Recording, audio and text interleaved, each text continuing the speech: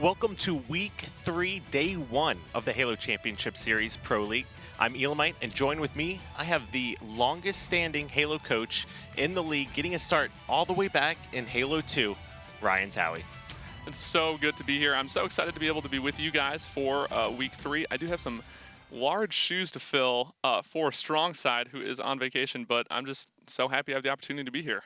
And it is a pleasure to have you here. Obviously, we go way back, and my coach at one point during the league, so really excited to have you here with us. Appreciate you coming down. Absolutely. All right, and we have some crazy matches here for today. Before we jump into those, let's take a look at the format here real quick and see what we have in store.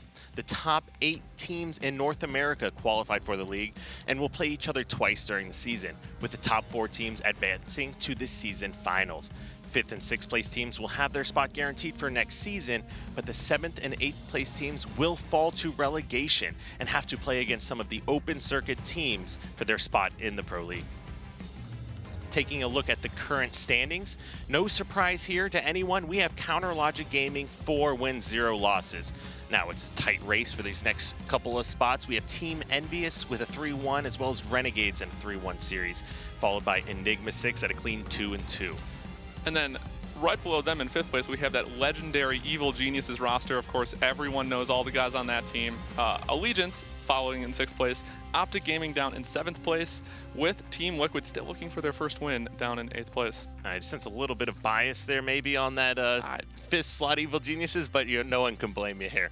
All right, I definitely want to take a look at these tonight's matches. Sure. As we have some big ones in store. First of all, Towie's team, Evil Geniuses going up against Allegiance, followed by Team Envious against Team Liquid. Match number 3, following that will be Team Renegades versus Optic Gaming. And then closing out the night, we have Counter Logic Gaming versus Enigma 6. All right, and definitely a lot in store. Some top stories that we're looking at for today. We have CLG, of course, still being undefeated, but they have actually a pretty hard matchup this week going up against 2 of the other top teams. Yeah, absolutely. We have both Renegades and Envy following very, very closely to CLG there in 2nd and 3rd place, both trying to close that gap as well as possible. And this is a really tight series where every match is going to win, and we're even coming down for some of these teams, each game count and map win rate. Absolutely. We saw that win percentage breakdown there in the standings, and every single game that you play in the Pro League is going to matter. So it's very, very important to take every game as seriously as possible. And Towie, I know you might be a little salty about this whole situation, but we had a winless Evil Geniuses last week. It's not too often you're going to see anything like that, but yeah, last week was definitely a bit of an anomaly for our team. Huge time for Evil Geniuses to step it up now. Yeah, well, the first series that we had to play was against CLG. No surprises there. Every time that we play each other, it's, an emotionally charged series. Obviously, a lot of history back and forth between our teams and everything that's happened. And we actually felt pretty optimistic after that series. They definitely had the advantage in all those games and came out pretty far ahead in Game 2. But Games 1 and 3, respectively, were a little bit closer than the score showed, and the score still showed, I think it was 170 or so, and a 2-3 on Coliseum. So, it's a little bit closer than people think, but the Enigma 6 series the following day definitely caught us a little off guard. And of course, we'd love to hear your thoughts as well. Let Towie know how you feel about his team. You can join the conversation by tweeting #HCS. Now, we want to take a look at some of the teams, or match 1 that we do have coming up. We are looking at that Evil Geniuses versus Allegiance, of course. And going into the roster here for Evil Geniuses, no surprise to anyone, we are looking at Snipedown, Lunchbox, Roy, and of course the new addition of Suspector there. Yep, this team, no surprise to anyone, they had the top 8 placement at the Halo World Championships, picked up Suspector after the Halo World Championships, replacing Commonly, and as most of you know, we were the first team to win the gold medal at the X Games this past year. And huge congratulations there as well. I remember the medal for Towie we were taking a look at. I'm trying to not live in the past, but definitely. And of course, they are going up against Allegiance here. Taking a look at that lineup, we have Goofy, Ryanoob, Contra, and Predevinator. Of course, we've talked about these teams before, and the Contra Predevinator coming over from a top 4 finish at World Championships, of course, so always expect big things out of this team. They've been hit or miss so far, But with the additions of the Ryanoob and the Goofy here, we've been seeing those players improve drastically as well. Yep. Taking a look at Ryanoob here in particular, started competing here in 2010 with Halo 3. Of course, has had great things throughout his career, and he's actually known for being a very innovative player. Yeah, he's definitely one of the more strategic players in the league, and definitely known for his unique playstyle and different tactics that he takes in game. Now, after, of course, the Veto system that we do have in place now, the game type overview that we are looking at is going to be starting off with Game 1, Capture the Flag on Fathom, followed by Regret Slayer, Plaza Strongholds, Coliseum Capture the Flag, and if we need it, going to a Game 5, the Rig Slayer. It's also very important to note that Allegiance is currently undefeated on Fathom CTF in their Pro League play. So this is one of their strongest game types to start off the series against EG. They really look like they have been, a step ahead of most teams in regards, especially to the Capture the Flag game types. See them fall short on a lot of others, but they've taken teams to Game 5 just by winning the flag games. Yep, absolutely. And then looking towards the end of the series here, EG is actually winless on Coliseum CTF currently in the Pro League. Following in Game 5, Allegiance is winless on Rig Slayer. So should it go to Game 4 and 5, that's very, very important to remember. And we've seen so many great things out of both these teams. And of course, Evil Geniuses with, on that Game 2, Regret Slayer, we actually saw, we're talking about Games 1 and 3 being closed, but what game was not closed was Game 2, Regret Slayer. No, it certainly was not. It was not very close at all. I believe the final score of that was a 50-21, and we had a Frosty going 17-2 on that game type. Something you really don't see. It's something weird. I usually remember things like that. I can't remember. I just don't know, scores or anything in particular. But that series is behind us. We're moving forward. Not living in the past anymore. Sometimes when things go that quickly, it's best to just forget them. So I definitely understand where you're coming from in that situation. But Evil Geniuses is not going to be a team that has 2 winless weeks in a row. So definitely not. They have a lot to prove and a lot on the line here, going up against Allegiance, who is not on the essentially the upper echelon as far as teams go with the current rankings and standings. So this is really Evil Geniuses needs to pull out a win here. Yeah, it's still really early in the season, so saying we need a win here is a little dramatic, maybe. Drastic, I see that.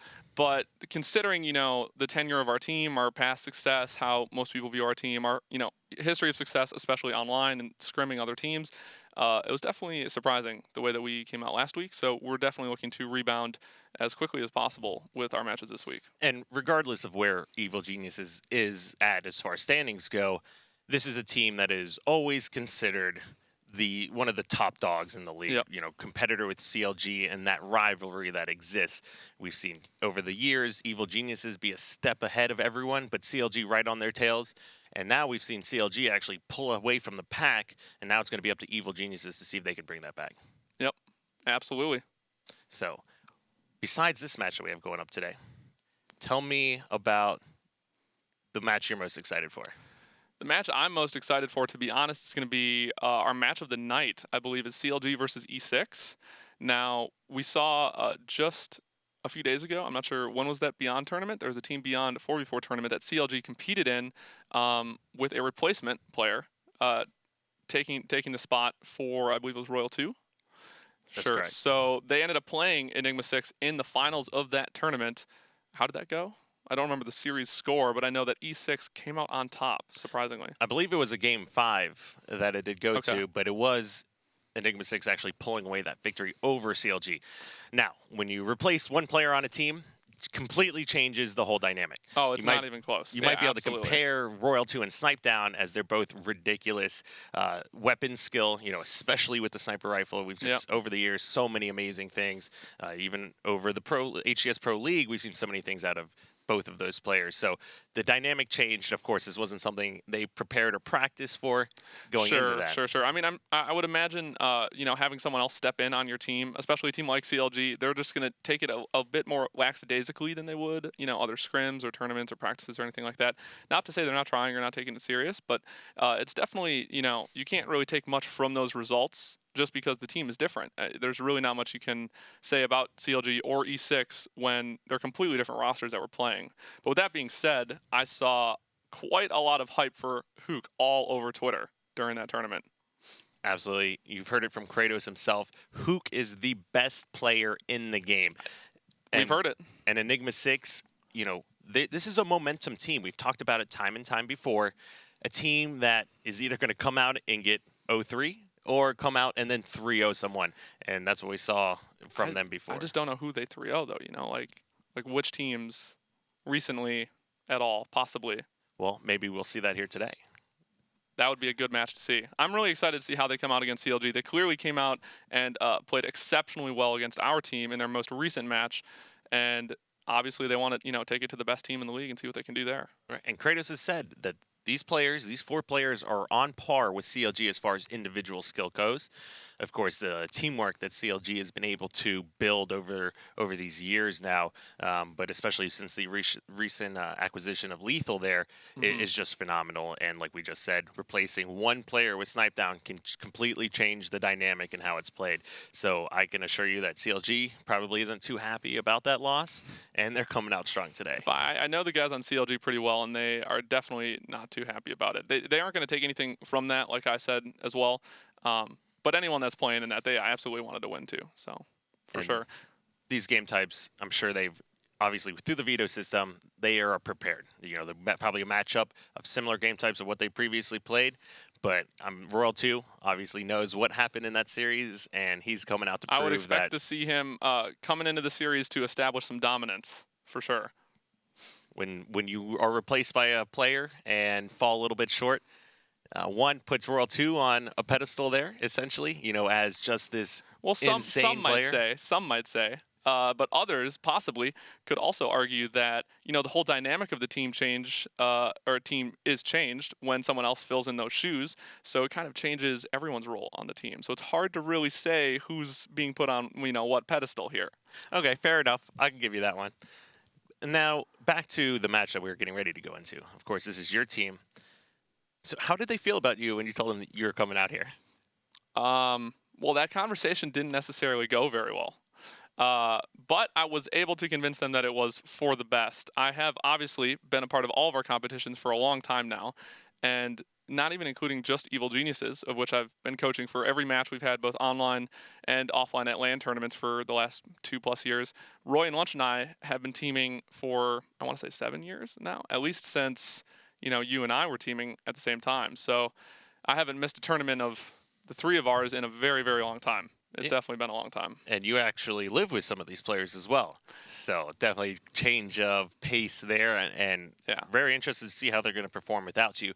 Yep. Although, give some shout out to the replacement, as you did take care of it. Yep, absolutely. Their close friend, Keegan, is helping out and coaching for their series. He has a lot of experience actually coaching them throughout Halo 3, both online and then at a few different MLG tournaments as well. So there's at least a lot of history there, and it's interesting to see what they can do without me. So do you think, what if they perform better now that you're here and not coaching? I mean, that's just going to cause, raise up a whole bunch of questions that we just don't need to talk about right now. I don't think anyone's really too curious. We'll deal with that one if it comes. Possibly. All right, good deal. Now, we want to talk a little bit more about the Veto system, of course. Now, we've seen some teams actually not participate in the Veto system over the previous weeks, and that can definitely come back to bite them. It has to. You have to imagine, especially if you're thinking of like professional sports leagues, there's got to be analytics for absolutely everything to try to get any type of an edge you have over your competition. So knowing what your best game types are, your weaker game types are, what you really need to focus on, to work on and improve, is critical to trying to be the best team. And when you have a Veto system in place to determine, we want to play the absolute best game types that we can for every single week, you just have to take part in that.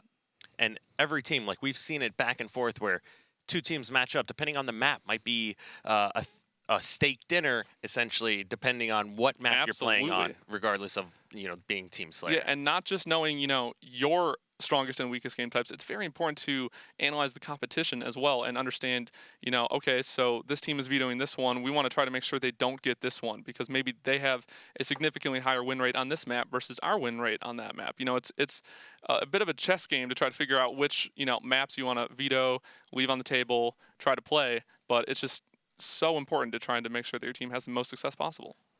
Great points as well.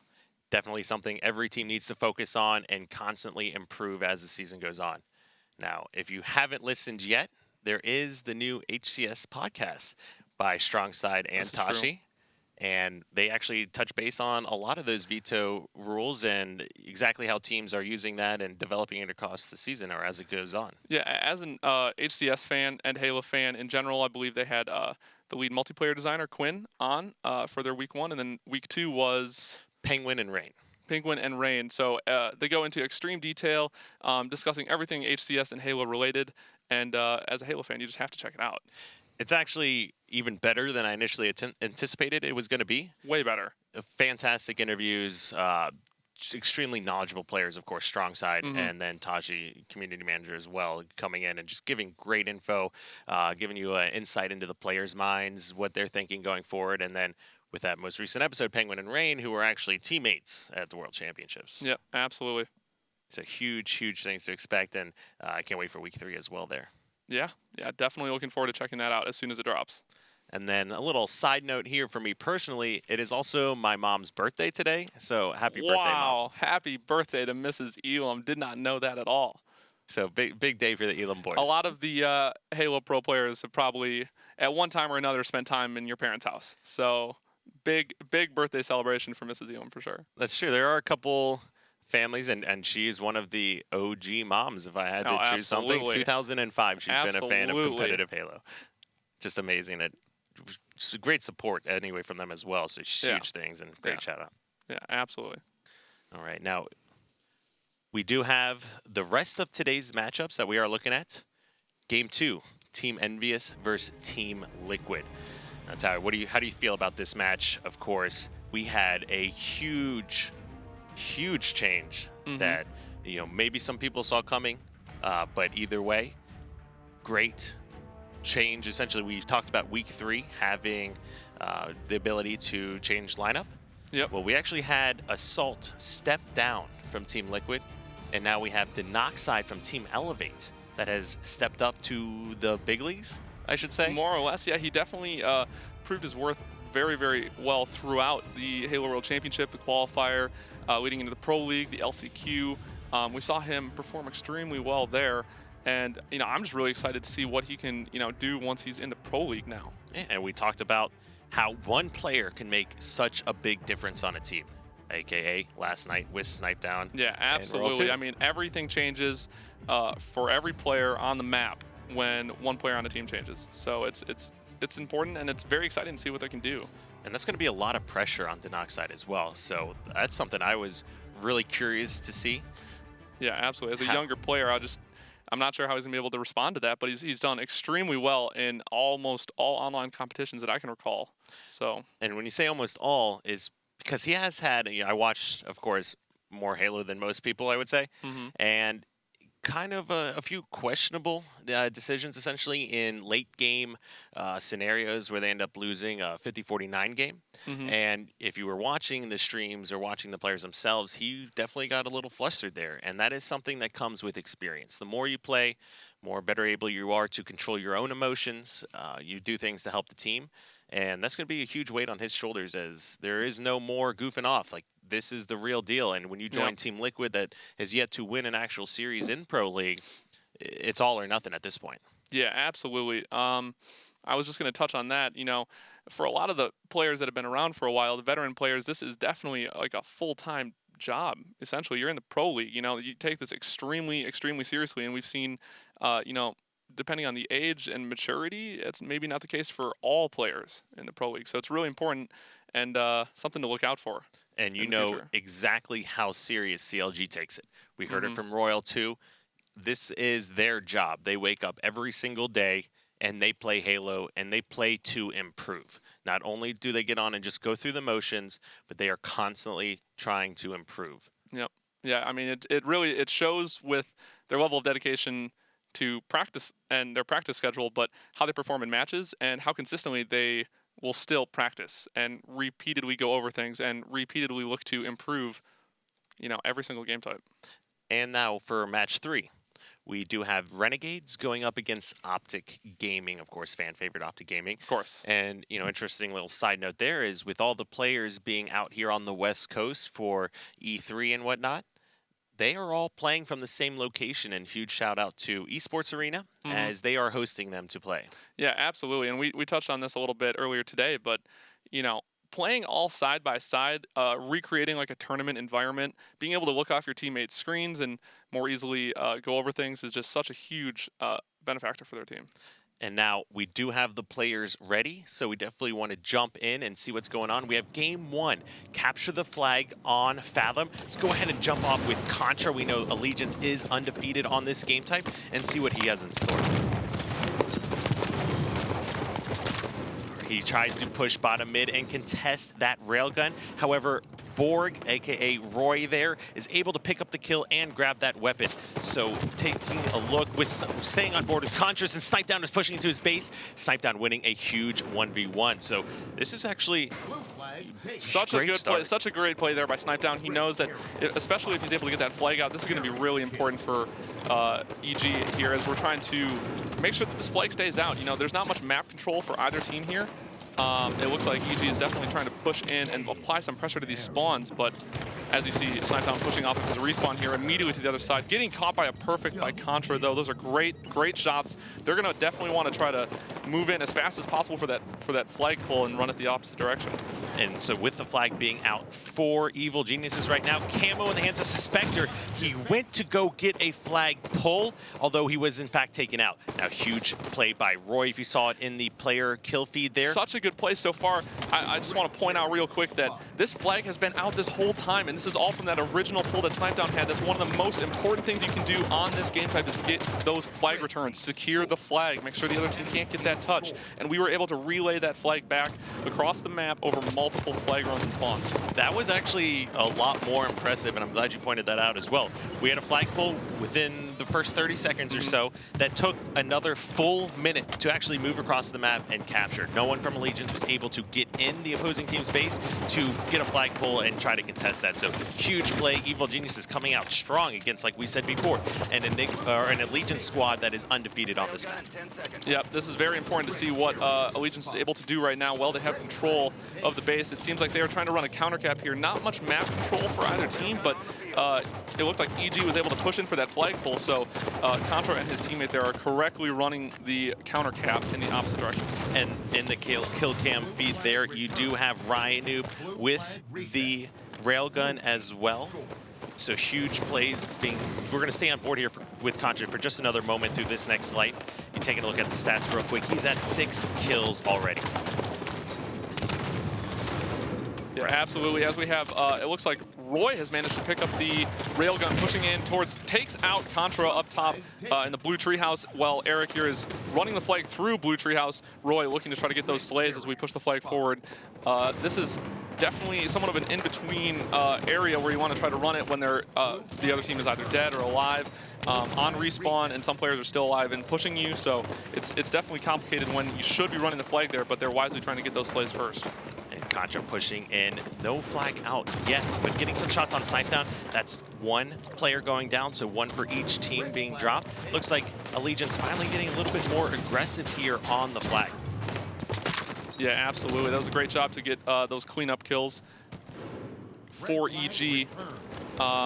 It doesn't seem like there's much map control again, as both teams are kind of playing off of each other's speed. You know, they're really trying to be aggressive here. If the other team is in your base, it's important to try to apply those pressure, that pressure across the map to the other team's spawns. So here we see Roy actually getting that flag pull and running it back across to his own pit. He knows that there is, once again, other players alive as he needs the slays before he can try to push this flag in. 2 players fall down for Allegiance as that third player is weak bottom center. It looks like this is going to end up being a second cap if we can get this flag return.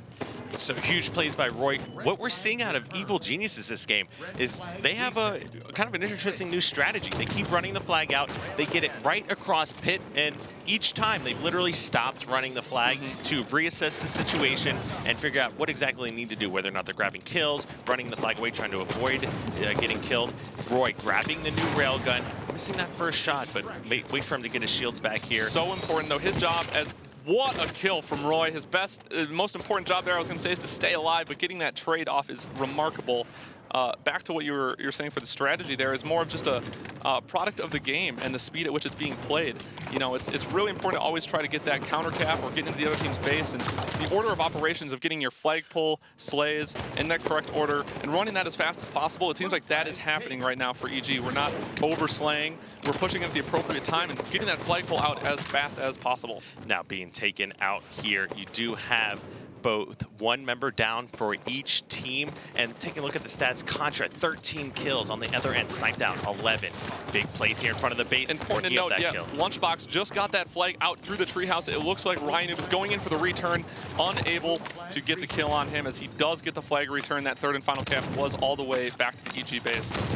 Huge plays. So you have right now, Evil Geniuses is trying to keep Allegiance out of their base. And like we said, they're still undefeated on this map. This would be their very first loss, and we've just seen how good they can play on these capture the flag games. Yeah, such a good job right now of just making sure that the other team can't get into our base for free. It seems like, I believe this is Roy that we are watching right now. Suspector is now taking over that exact same role of making sure that there are two Allegiance players trying to push in, and as we are watching for them to try to push across the map here, where there's not much map control once again for either team. Great shots out of Predevinator, able to take down Roy in our base. And that's a huge kill, especially considering Roy had just grabbed that new light rifle as well. It's a big kill. It's going to be really crucial to see what both teams try to do for this new railgun right now. And this is the weapon that we've seen just control this map so many times before, so many great plays, and it looks like Allegiance grabbing in great position right now. Let's just run that flag once again. We'll take a look at Allegiance and see with the flag being pulled out. Now that is both flags out, so Evil Genius is looking to see what they can do, but being taken out as well. Staying on this death cam, we have 3 members now down for Evil Geniuses with the flag still out. So whether or not Allegiance will be able to tie this up, only time will tell. And he does. It looks like they are going to get this cap, but it's going to be really, really important for Allegiance to not overextend for this flag cap and give up a counter cap in the process. I'm not sure exactly what has happened to that camo yet, but I believe it is in the hands of someone on EG still. And it looks like it is, was that Snipe down? We can take a look here and see Lunchbox. who in Lunchbox with. Let's go ahead and hop on board with him and see what he's wisely doing. pushing into the base here, able to get the cleanup kill on the same player that Snipe down was fighting, trying his best to stay alive for as long as possible. Able to get a player weak in front of the base, just doing his best to stay alive. Right now, everyone on Allegiance knows that Camo guy is in the base. As long as he can provide this pressure and be a nuisance to the other team while the rest of our team is pushing off their spawns, it just opens up so many opportunities for Evil Genius to push back across the map. And look at those plays right now. Huge things we're seeing out of Snipe down, 19 kills, still pushing in, contesting those. Yeah, absolutely. Lunchbox must be having some sort of a call out to make sure that he comes back to his base. You know, you can't ever let anyone get into your base for free. He recognizes that 2 players on his team are dead, so he wisely comes back to make sure they can't get this flag out. Well, they have an advantage in numbers. The power of the splitter Great play. Such a good play from Lunchbox. Heads up, knowing that you can't be aggressive, can't push out anywhere when the other team has an advantage, and he comes back to make sure they can't get that flag out. Great plays. Now taking the light rifle top center. This is, you know, is obviously besides the railgun here, the most powerful long-range weapon on this map, and best place to take long-range weapons. Ones where you have the most lines of sight, most angles to help out your teammates, and top center is going to be that location. Yeah, absolutely. He provides a lot of help there with Snipe down, and by going top center there and working with Eric on both of those players, we were able to essentially pick up that railgun for free. We were on top of it right away, and we see Roy now being very, very careful of these players around him while he has that power weapon. And we just saw Roy earlier with that 180 quick rail to pick up a kill on the Allegiance member. So Roy obviously extremely skilled with this weapon, but quickly being taken out before doing any real kind of damage with it. Yep, this is that's a very, very good push from the Allegiance team. It's I don't know if they were able to get that railgun. It looks like Roy's able to get that. They didn't get much map control out of that. I would have liked to see them, you know, try to stay alive much better. If you're pushing into the other team's base, you want to obviously stay alive as long as possible, but you have to just get that flag out. Getting those kills and not getting the flagpole doesn't do a lot for you in the end of the game. What a shot from Roy, though, taking out Ryanoob. Trying to work with Snipe down here as they're going to push into this flag. 2 of the players on EG are down, though, so this is a tough area to tell when they should and should not try to push with this flag. They're just going to look to stay alive for their 2 teammates to come back across the map to help them. Now, Roy is shooting a few extra rails here, picking up another huge kill on Goofy. Roy, 2 things you want to do when you have the railgun. 1, pick up kills with it. 2, make sure you don't turn it over to the enemy team, so sometimes it's better to use some ammo. We have to point out Contra, though, 1 shot from that railgun, crouching underneath the railing to not get finished by Roy, and then getting the melee because Snipedown could not clean up that kill fast enough. It looks like, I'm not sure if this flag's being run, but 2 more players go down for EG. What was a great opportunity, possibly stopped by that play by Contra right there. Huge plays. Roy playing sneaky in his base and gets a quick double kill, stopping that push immediately. Now, 2 minutes left in this game, so we are looking at the next kill wins. However, if we do go down to 2 minutes and time ends, it will go into an overtime for an additional 3 minutes. But regardless, it is first 2-3 captures wins this round. Yeah, absolutely. We see Roy pushing out of his base here as his teammates are top center. We know that new railgun is coming up, and we have 2 players on Allegiance stuck down low. That's not the greatest angles as our team looks to try to collapse around that. Looks like Ryanoob was taken out by a splinter nade there, and I didn't see Roy throw it, so that actually means that was a team nade that ended up finishing off the kill there, giving Roy the double. Yeah, absolutely. The best thing right now that we have is just multiple angles to try to collapse on this base. It looks like EG is able to get the flagpole out. I'm not sure how far it's going, but Predevenator just doing such a good job of being annoying, causing, damage and staying alive. This flag is out, but we do not have the slays to run it. You can't run it while the other team is alive, so it's important to try to get these kills and then run it as fast as possible. And you did see Suspector with the railgun on the enemy team's porch. He is taken out. Now that's 2 members now down for Evil Geniuses. We are going to stick on board with Roy still here as he is putting up some pretty big numbers this game. He is going to be taken out again. With a minute left, let's go ahead and hop on board with Allegiance and see what they have in store. Sure, but while they're pushing in, I think it's important to know Lunchbox is behind them. It looks like our team will be playing defense as much as possible. Lunchbox unable to stay alive there, but that means it's a 3-on-2 across the map, so hopefully we can take advantage of the time that Lunch was able to buy us as we came off of our spawn. And looks like everyone we're switching to is, in fact, dying here. 38 seconds left in regulation. Evil Genius is just focusing on clearing out their base right now. You see on the player red outlines, everyone's starting to push out. They're trying to get control of their treehouse before they push up the top center and then ultimately enemy team's base. What you cannot allow to happen right now is, in fact, getting the flag all the way back to your base, barely not capping it, and giving up a counter cap to the enemy. Great team shooting out of both Snipedown and Roy there, I believe.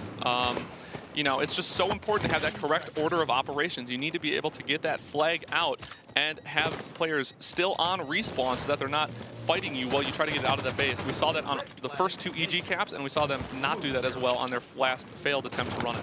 See Goofy trying to get the flag out. 3 members of Evil Geniuses there to stop that. We have reached the overtime section of this game, and several members now for Allegiance dropping. Taking a look at the kills, which is something we don't really see too often, is players breaking the 30 kill mark. So you've got Snipedown and 2 other members of Evil Geniuses now in that 20 kill, along with Allegiance as well.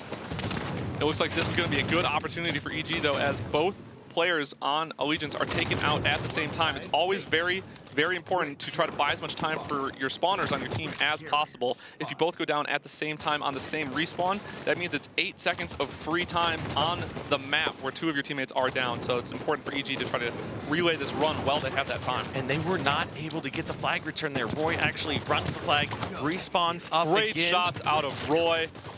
A player catches him off guard coming from bottom center, but we saw both players go down there. It looks like EG is going to be able to relay this as long as they watch the spawners pushing. They're going to be spawning up at silo. They know the nades are coming in, but they get that 3rd flag in for the first time.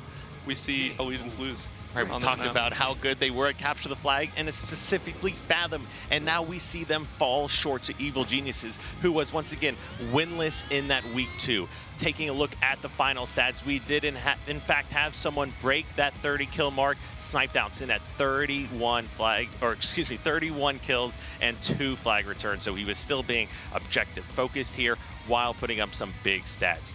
Taking a look at some of the highlights here from that game. Take a look, jump on board with Roy.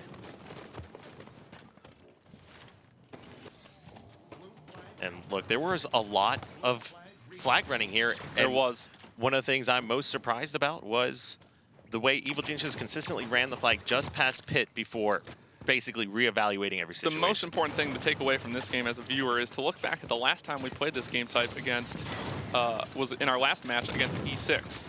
And that was the third game that we played, I believe. And we lost 2-0, but we had 4 or 5 flags mostly across the map and were unable to get those slays. They did such a good job of making sure they were staying alive, getting that return. And in this game, however, we were able to finish off those flag runs appropriately. You know, we were very efficient with our flag runs. You didn't see very many failed runs out of our team in this game.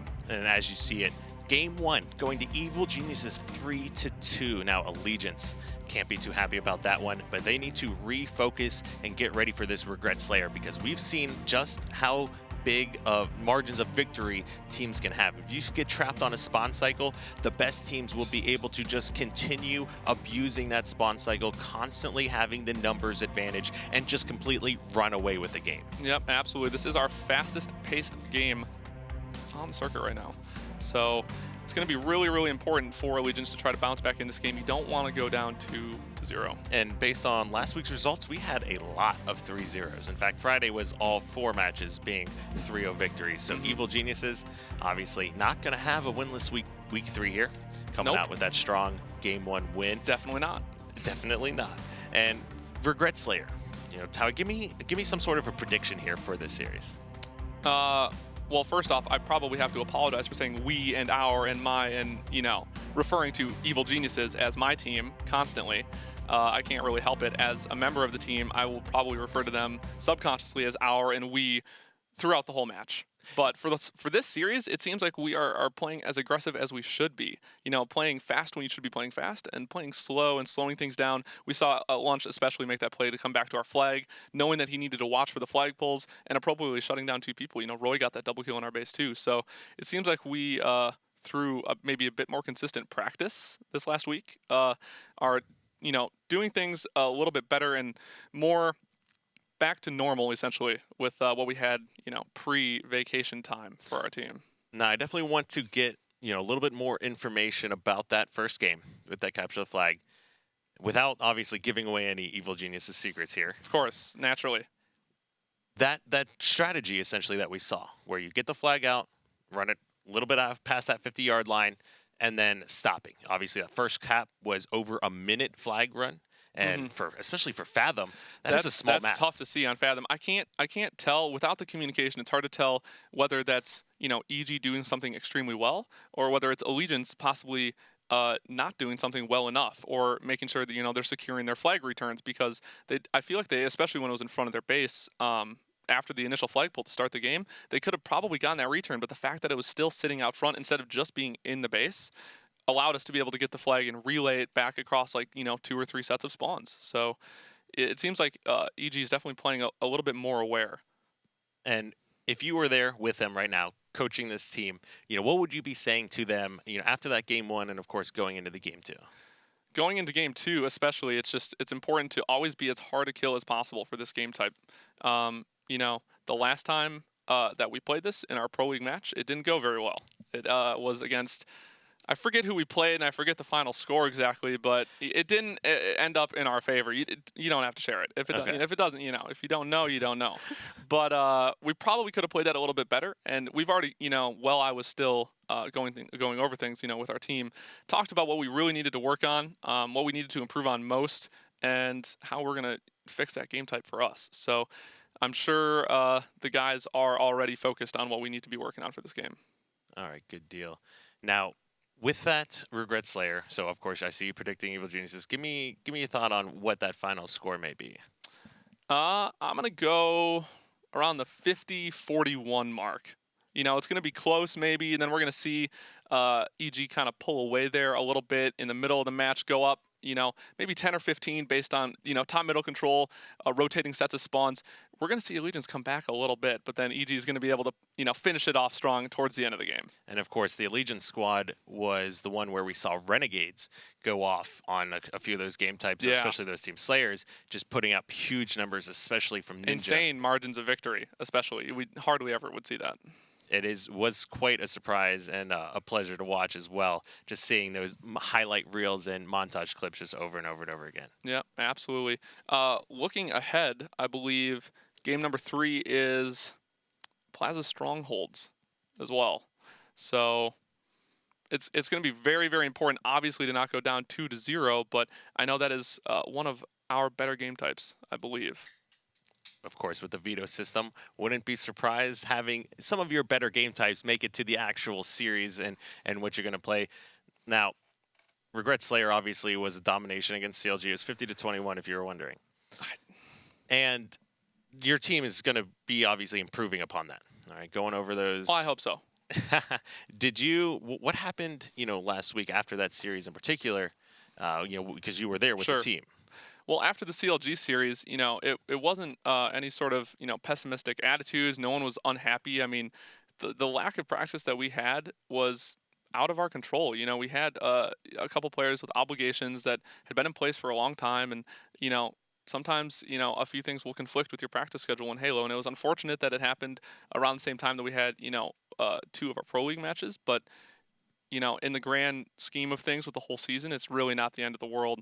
And especially that CLG match, we could have done a lot more in game 1, and they were able to close out strong towards the end of the game. And even though it was like 175, I want to say, that still isn't that indicative. It was much closer than the score even. So we played them pretty close in that game, and then went down 2-0, but lost 3-2 in game 3. So we weren't, pessimistic or anything about the series. We felt we played pretty well considering, the lack of practice that we had for a while. And no surprise there, considering just how skilled they are, experienced and veteran that these players are, not to let any kind of losses affect them. Well, the players are still getting ready, and we'll have Game 2 coming up in just a moment. Before that, we'll just take a quick break. Don't go anywhere. We'll be right back.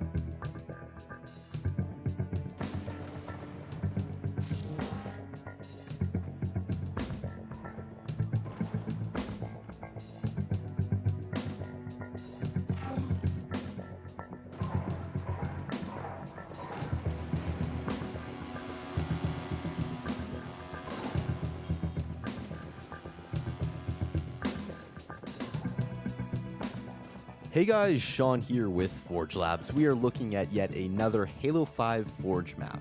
This is called Drag Race, and it was created by OPG Stingray 17. Drag Race is a minigame that's made an appearance in previous versions of Halo. For the uninitiated, essentially you spawn in teams of 2 in an enclosed room, at which point you'll have a few seconds to decide who is going to drive and who's going to shoot. Since you spawn with random weapons, it's recommended that the player with the better weapons will be on the back of the mongoose while the player with the worse weapons will drive. After a few seconds, the gates will open and then you need to make a mad dash to the finish line. Unlike other race game types, the idea behind this one is to prevent the other teams from getting to the finish line utilizing the weapons that you spawned with. And the cool thing about this is that it has an actual scoring system, so if your team makes it to the end first, you'll be rewarded a point and a new round will start, so it's 100% functioning. The track itself is fairly short. It will take you about 30 seconds to get from the start to the finish line, but that's on purpose because a lot of players will die at the very beginning, right when you jump out of the gate. Speaking of which, a really great strategy is to not immediately leave the gate, but rather wait a second or two, then leave. That way you dodge the bloodshed and you get a shot on the other teams. Even though you're putting yourself at a disadvantage, you can easily catch up and you get a really good shot at eliminating any players directly in front of you. The track itself is not built in a typical race fashion. It's actually shorter, as I said earlier, but you also have multiple routes that you can take. Right off the bat, you have 3 routes to choose from, and there's plenty of cover that's kind of scattered on the track itself, which is great for blocking sightlines so you don't have to get hit by a laser or a rocket launcher. It's not too terribly difficult to drive on this, but when you factor in the stress of being shot at constantly, it can get a little bit challenging. Also keep in mind the fact that there is explosions going off all the time, so you might be knocked off the track and not necessarily directly killed. It's worth noting that the player traits have been altered to make something as volatile as this work. If you were to use regular damage settings, this would be way too chaotic, so things have been changed up just a bit to make this game type work. That being said, you can still headshot people with sniper rifles and beam rifles, and you can still explode mongooses with incineration cannons or rocket launchers. All that juicy stuff is still there. It's just a little bit more forgiving with how much damage you can actually take. That way, it's not incredibly frustrating and you actually have a chance every round. Drag Race is nothing new to Halo. It's been around for a while now, but it's great to see it make its way into Halo 5. As always, it's incredibly fun, it's extremely addictive, and you'll probably want to play this multiple times. OPG Stingray has done a great job of making it work here. What's cool about Drag Race is that it's a type of game mode that you can have multiple maps for, and that's always a good thing. So if you want to download this map as well as the game type, there'll be links to it in the video description. I've been Sean with Forge Labs, thanks for watching.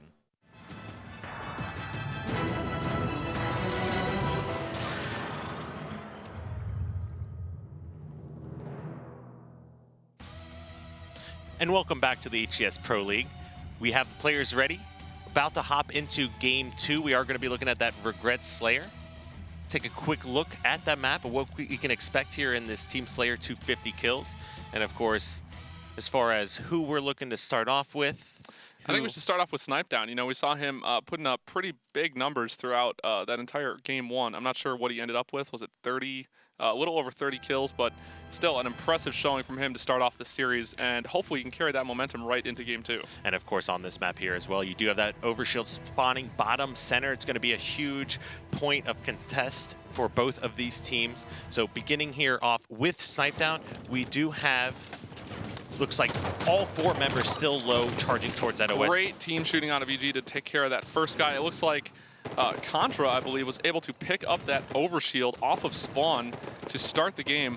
Hopefully, EG is able to take advantage of all of Allegiance being down low to get that top-middle control during that time. And look at Contra here with that overshield still, not just playing around sneakily.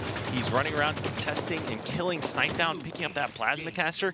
And even though he had overshield, he did not want to give away his position, allow himself to take damage from Evil Geniuses. Sneaks around, goes up to top pink, and picks up a kill there. Yeah, it's important to note he's able to get this plasma caster as well that's been buffed up a little bit. Does quite a bit more damage, and he's really doing work with it right now. Not looking good for EG off the start of this game. There's 2 players down. They're looking to collapse on this 3rd member with top center control and try to force spawn. Suspect are pushing out and trying to play sneaky, hoping that maybe someone will push it past him and, you know, his teammates can work together. Great kill. He ends up picking off Contra there. Hopefully EG can use that to regain top middle control. Contra did not expect the team to already be pushed out past that elbow. He is on respawn. We're going to stay on board with him for just another minute here. It is all tied up now, even though Allegiance was able to grab that first overshield. So kind of surprising that Evil Geniuses, even though they were initially put on that spawn, essentially almost a spawn trap, Contra just a little bit overly aggressive, losing that plasma caster. Yeah, great kill there out of Contra, though. He actually ends up taking out Roy. Well, Roy had a teammate nearby. What could have just been a death in a 2-on-1 situation was a trade, which is a huge win for him there. And hopping on board with Lunchbox, you can see based on the players' icons and service tags there, you can see just how closely they're trying to work together, how they're trying to create numbers advantages, seeing all players move around. Now, also, as far as time goes, we have that new overshield also spawning. Yep, absolutely. This the plasma caster teams usually will kind of leave that depending on the time of the overshield. It's obviously more important to try to get this overshield, and it looks like once again we see Allegiance picking that up. I believe it was Contra again, as all of EG is spawning up in blue base. Ryan playing sneaky in front of the base. We see him doing the crouch jump technique to stay off of radar.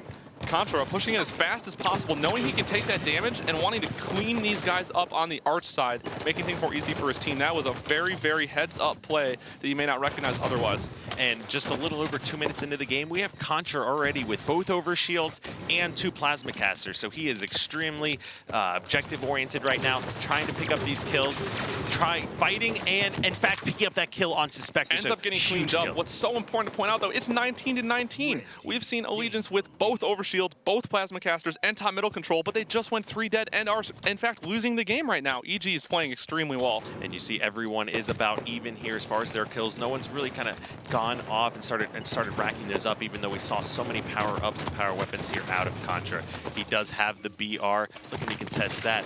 What we're going to do here is quickly jump on board. We're going to have to switch over to someone on EG. I'm looking at Roy here, controlling the arch side, getting that noob combo, the plasma pistol, everyone's favorite weapon. We just saw 3 members of Allegiance fall as Roy is pushing in extremely hard into the space, knowing that his teammates are collapsing around him. He will have help on the way. Such a good job of collapsing as a team here, as we see 3 members again go down for Allegiance. And that looked like Snipedown, who just picked up a triple kill, play out of was Ryan taken Noob, though. out. I think he killed 2 members when he was the only person alive on his team. Somehow he's able to stay alive. This is so important right now. The game is not out of hand at all, but it's important to stop the bleeding if you are Allegiance. And Contra not seeing Snipedown on his radar there, has a great spawn, picks up a quick double kill, and now we have Plasma Caster looking to go in the hands of Evil Geniuses. This game was just tied up at that 19-20 kill mark, and now Evil Genius is just pulling away with this one. As we see Snipedown drop down here for the new overshield, hoping to finally get his hands on one. It looks like he has the accurate and correct time, so that is very good to see for me. As Evil Geniuses is looking to try to regain top center control, they all managed to drop for that overshield. And looks like your shoes are being filled quite well back home, Towie, helping Snipedown or getting Snipedown that overshield and Plasma Caster, trying to pick up a few kills, taking out and losing that Plasma Caster. Still, we see Roy here, though, controlling that whole pink side of the map, looking for spawners as I think 2 or 3 members of Allegiance went down again. They've been on this split spawn cycle for pretty much the whole game since that 20 kill mark. And this is an exact reversal of what we saw in that game 1. Like we talked about, Allegiance so good at those flag games. Slayer just falling short. Yep, that was a big, big kill on Roy, though. He was trying to lock down that side of the map to make sure they couldn't push out of the base, and it looks like someone from Allegiance is pushing top center because they were able to take out Roy. A great heads-up play from the Twins, the twin teamwork here, flanking around behind them to try to clean up the 2 guys up top arch side. And looks like Allegiance trying to kind of collapse on that, but they did not expect 2 people to be crouching around below them. This is the opportunity that Allegiance really needed, though. They got 2 dead at the same time. It's such a big difference when they're on the same spawn cycle and allows your team to collapse 4-on-2 for an extended period of time. Now, if Allegiance has any hope in bringing this game back, they need to step up their game right now. They have Evil Geniuses all trapped in blue base right now. They have to pick up several kills without giving away any deaths, as it is getting close to the end here for Evil Geniuses. Yeah, absolutely. A great job of baiting and switching out of EG there. I believe that's Roy and Suspector as Snipedown staying alive and flanking in behind him. This is not good for Allegiance. They kind of have lost control as players are pushing from all sorts of directions, even though they have top center. They just weren't able to pick up kills quite yet, but with the pushing out of blue to that car side, they do pick up a few. Now, 5 kills away from victory, 17 kills here for Allegiance still needed. They have to get this next overshield if they stand any hope of coming back. Yeah, absolutely. And this overshield, different from the other ones, we see very little control in place before you're able to get it. Contra managing his 3rd overshield of the game, but is able to sprint in there and pick it up off spawn.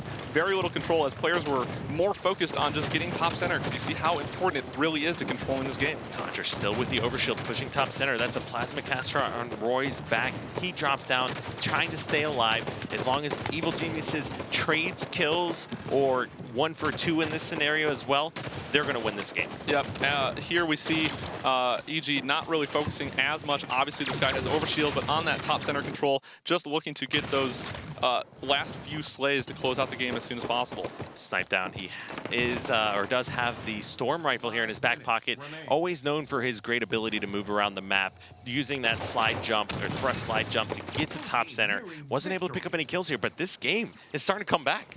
Yep, absolutely. You're going to have to correct me if I'm wrong on my prediction, I believe. But did I write the script for this game before it happened, or, you know?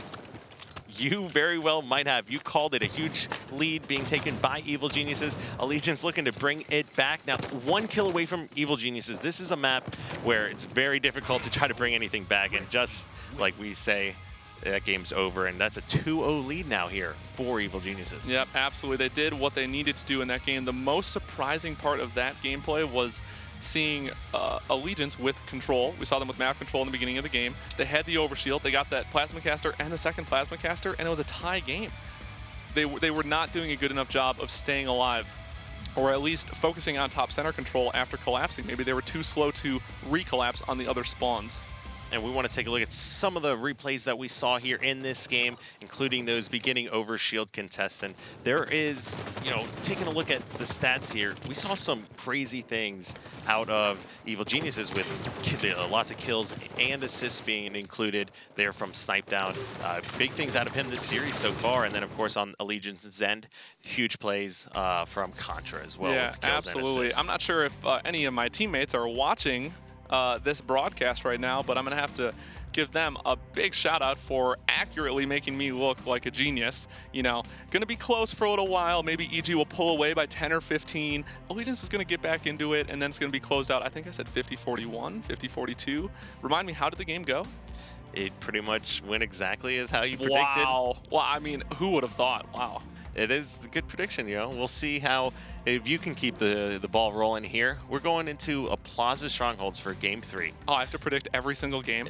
Well, as long as you consider yourself a genius in these predictions, I want to hear what you think is going to happen. I wouldn't use that word. Some might use that word. I don't. Some being me, I suppose. In this game, though, that's tough to say. I think it's going to be close. I think it's going to be much closer than the last game. We saw the first game was incredibly fast-paced with those flag runs.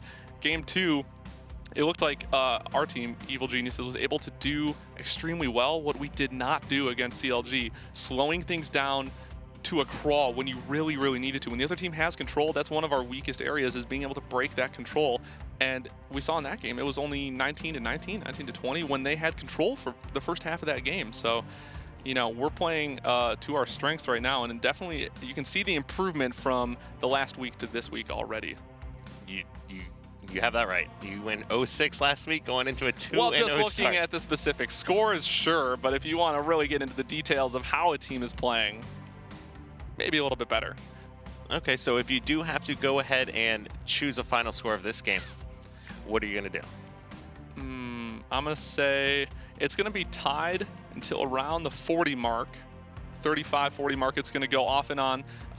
No team will have bigger than a 10 or 15 point lead. We're going to see EG pull ahead to around 80 to 40, and then we're going to see Allegiance get back into it a little bit until EG closes it out at around 100 to 55, 100 to 60. Wow, I love the specific score and I can't even say that word. And all of the predictions, 80 to 40, I think I heard you said, and then final score 100 to 52, was it? 55 to 55. 60. Give me a 5-point range at least, okay? Okay, yeah, I'll give you that. Any predictions for you? I am predicting the series as a 3-0, although I don't think Allegiance is as strong on the Strongholds game type, so I'm there with the 100 to 40, 44. All right, wow. Well, we're going to have to really get some caster predictions or caster bets going here by the end of the evening, but yeah, this is a big game. This is a very big game Do for or our die team now and for for Allegiance. Yeah. Of course, and we talked about map win rate percentages, where whoever wins the series, if you're dropping games every series, it can absolutely come back to bite you by the end of the season. Yeah, that was a conversation that we had as a team. Technically, if you want to be specific about it, before our matches last week, about making sure to not go down 3-0, how important every single game was due to that ranking by win percentage. Unfortunately, that didn't go very well for us last week, but we are turning things around, apparently, so far this week. And like you said, 100 to 55, the prediction from Towie, who's done pretty well so far. You're doing your best to try to, call me out on my scores here. We'll see. And let's take a look at this game type. It is Strongholds on Plaza, 100 points to win. So back and forth, of course. The strongholds have been adjusted, especially bottom center a little bit, so we'll see a lot more action, a lot more contesting of that hill, the camo top center spawning every 2 minutes. Let's go ahead and jump on board with Suspector and see how he starts off this Plaza Strongholds game. There is going to be both teams, of course, contesting for this camo. Looks like he did see that player top nest as well, being picked up by even Ace. splits from both teams there. 2 go down for EG, 2 down for Allegiance. We see Predevinator down in the bottom middle. It looks like EG is trying to contest. They're not going to give this up without a fight. Lunchbox taken out, but we see Roy hop in it to contest as soon as possible. And that's a snipe down here on Suspector screen, who was S4 working together, picking up a kill with that Splinter Nade. Those are some big kills right there. He has camo as well in the hill. Yep, here we see them both try to take that nest stronghold. 2 at the same time. It's so important to try to emphasize taking strongholds together. You can't afford to solo cap. It takes so much longer and gives away your positioning for so long. Big kill out of Snipe down there to finish that one. It looks like our team is able to get 2 dead and then 3 dead again as they try to push out of Garden. I'm not sure why the players on Allegiance seem to be pushing when they have a disadvantage in numbers. You know, the spawns are kind of all over the place. The map control isn't necessarily there for EG, but the stronghold advantage is as we continue to accumulate time while Allegiance seemingly is pushing off of their spawns 1, possibly 2 at a time. And you see Allegiance focusing on bottom mid, but without control of nest, that's going to be hard to do. And just as I say that, Predevinator making a huge really play, big shots out of him to double. take out kill there. I think that might have been on Suspector, but usually you want to try to go for bottom middle before taking nest, but with full map control there, Allegiance really able to do a great job of taking both. Yeah, you can just take them both at the same time, and now that's a triple cap here from Allegiance. Now they are, or it looks like they are giving up yard control as well, so now that you have that 2-to-1 advantage still, Evil Geniuses needs to start pushing out. But it's so important to point out, we saw Ryan Noob try to contest that yard position,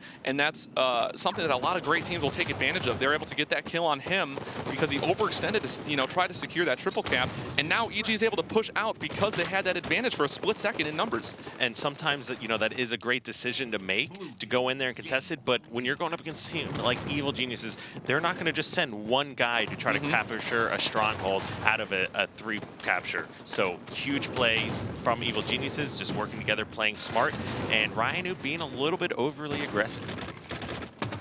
Yep, absolutely. A great job here by Snipe Down, catching the player, trying to push him into loop. It looks like he's going to try to push out bottom center here. I like this play to draw the attention away from Loop. He will probably end up getting cleaned up. Multiple guys looking for him, but right now, Allegiance is doing a really good job of forcing spawns here. They're controlling Loop, which is the focus point on the map, and it looks like EG is spawning up in Cafe and trying to make a play out of that. And that was Suspector that actually snuck away with the camo there, picks up a double kill, but is unfortunately taken out as well. So you have both teams. That's 3 down for Allegiance, 2 dead for Evil Geniuses. Let's go ahead and hop on board with Lunchbox as he's looking to push over and grab. He has 2 players pushing him from Loop. He manages to kill one, gets the second kill. I believe that's on Ryan. It was such a great play out of Lunch. That's going to be just really, really big for their team. You get all that time when 2 players are dead to be able to move around the map. We see Allegiance getting those cafe spawns and rushing immediately for yard. Lunchbox, knowing that he is trying to contest that yard from the top garden position, will not be able to, and wisely backs up just to help his teammate control Loop here. This is the difference that we saw between Allegiance with full control and a player contesting yard versus EG with full control and a player trying to contest yard. That's absolutely correct. And what I really like out of Lunchbox, just taking a look at what he is thinking when he is playing, he had the advantage on that kill on Street. Instead of going for a melee where the opponent might melee him as well, he stepped back, continued to shoot so that he wasn't going to be taken into a shoot. Absolutely, and it's important to point out, great shots again out of Lunchbox here. They're able to push in, they have the double cap. You know, they gave up yard, and then they push back in to get it 2 at a time. You cannot afford to solo cap. It takes too long, 1 at a time. 2 players go in. Great teamwork out of EG to get that triple cap. And we see just kind of the experience, perhaps, between the 2 teams when going to control a triple cap. It doesn't look like Allegiance was all quite on the same page of what they wanted to do, but Evil Geniuses, like clockwork, knew exactly where they wanted to be. Yep, this is a great opportunity right here for Allegiance, though. They seem to have multiple players over by Loop. That is the focal point of the map. Great plays out of EG to secure these kills, though. There's 3 players, all seemingly fighting different battles for Allegiance. You know, there wasn't a lot of team shooting from Allegiance when all 3 of them were there. And now we have the new camo up as well. Contra, huge play. If he can get away with this, it will be huge. He, I believe, was the only player on his team out of their spawns while he picked this up. Great plays out of him if he can stay alive. And look at this battle. So Wow. back and forth, but Contra with the Splinter Nade completely capable of changing the outcome of a fight. I really liked what we saw from Suspector there, but Snipe Down now, picking up the clutch shots out of Eric. I don't want to say that was a lucky Splinter Nade, but he did just pick it up. Either way, it's a great play, though. This is a great push out of EG. They're spawning the cafe ramp. There's not much map control here as we see Allegiance spawn up at the loop side and push immediately out to try to contest these bottom middle strongholds. They see Snipe Down spawn behind them as evident. Great shots out of Contra. The spawns are kind of all over the place. Neither team with much map control right now. And for the first time in several minutes, we have Allegiance putting points back on the board. Great play by Contra, just sneaking around trying to stay alive. Yeah, accurately prediction grenade there. I'm not sure who that was, but I know a lot of players like to hide on that glass spot, and it's a pretty common place to try to push from and to. Great shots again. I believe that was Roy taking out Contra with a perfect. We see 3 players now down for Allegiance as EG pushes immediately for bottom center. You know, you have to go for bottom center before going for nest, and they wisely take bottom center immediately and then look to collapse again on these spawns. Just great plays from Evil Geniuses, always using the numbers advantage and hitting great shots. Now Roy taken out in that scenario. Nest still in control of Allegiance, but I want to hop on board with Lunchbox as he has the Hydra launcher Lunch here. trying to flank around, immediately taken out. There's a player hiding to his left.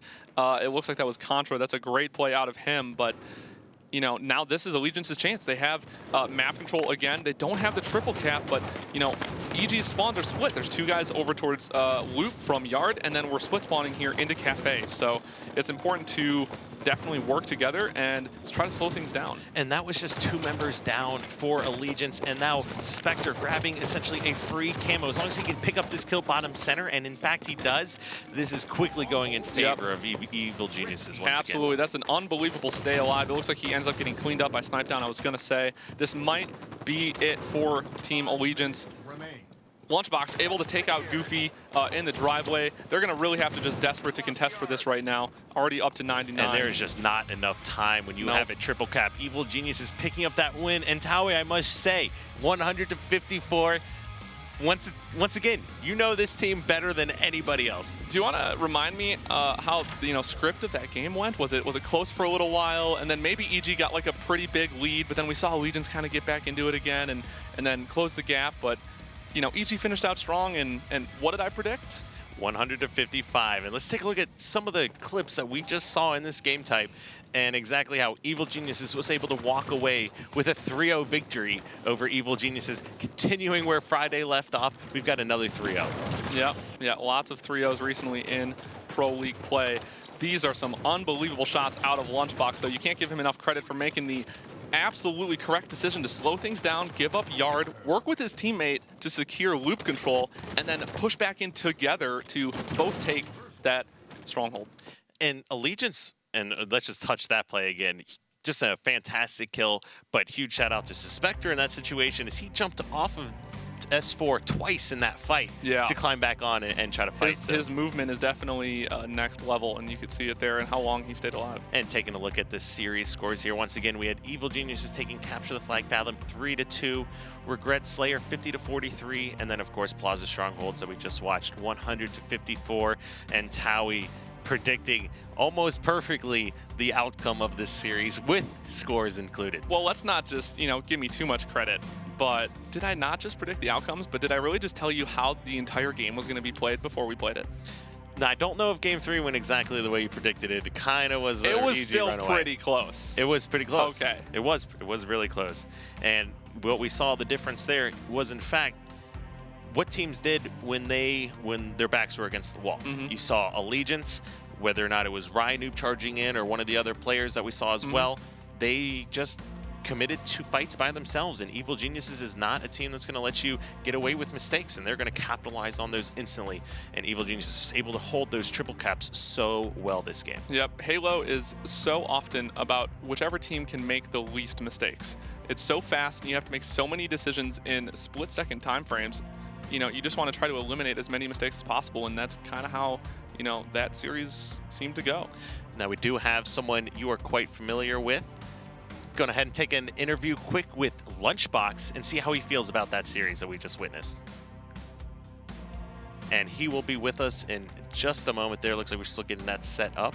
Now, Lunchbox, he actually played really, really well this series, I thought. Extremely well. It's frustrating for me, I'm sure, frustrating for a lot of EG fans too when you see people speaking on the forums or online. I've heard a lot of things about, his dedication isn't there. He doesn't care about the game. He doesn't, care as much as he used to about practicing or improving the team. He's ready to move on to the real world.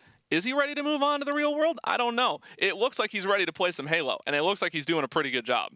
He had plays especially that nest contest that he had, where one, he picked up a double kill. It was him against two guys pushing out of loop up the stairs there. So, yeah, great play from him that whole game. And Lunchbox just proving why he has been around for so long, so consistent, and just such a talented and skilled player. Yeah. I mean, I could talk about Lunchbox all day if that's what we want to do. It's easy enough. So there's always been the argument, who's better, Lunchbox or Roy?